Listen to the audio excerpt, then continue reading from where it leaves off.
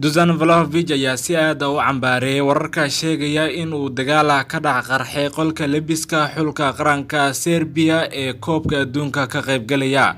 Journalistaha Ingiriiska Richard Wilson ayaa ku eedeeyay weeraryahanka Juventus inuu gogol dhaaf la sameeyay xaaska xidiga isku xulka yihiin ee Rajakovic intii ay xulka ku xareysnaayeen xirada tababarka.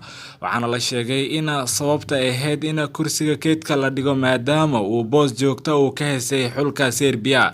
Vlahovic ayaa isku difaacay shir jaraa'id oo uu qabtay isagoo yiri waan ka xumahay inaan shirka jaraa'id ee koobka adduunka ku bilaabo sidan laakiin waa qasab inaan ka hadlo sababtoo ah magacayga ayaa la xumeeyay ayuu yiri xidiga Vlahovic.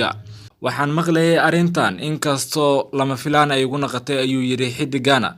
sida iska cad dadka qoray arintan waa dad caajisan oo aysan jirin wax ay qabanayaan, waa dad jahawareersan oo careysan. waxaana uu sheegay in ay ka shaqeynayaan sidii isaga horkeeni lahaayeen ciyaartoyda xulka qaranka Serbia. laakiin eedeynta gogol dhaafka ee qolka lebiska halkaasi kuma eka. wariyaha ayaa sidoo kale sheegay in xidiga Nemanja isna gogol dhaaf la sameeyay gabadha uu saaxiibka la ahaa xidiga Vlahovic. waxa uu sheegay in dhacdadan ay keentay in labada ciyaaryahan ay isku feeraan garoonka tababarka ee xulka qaranka Serbia.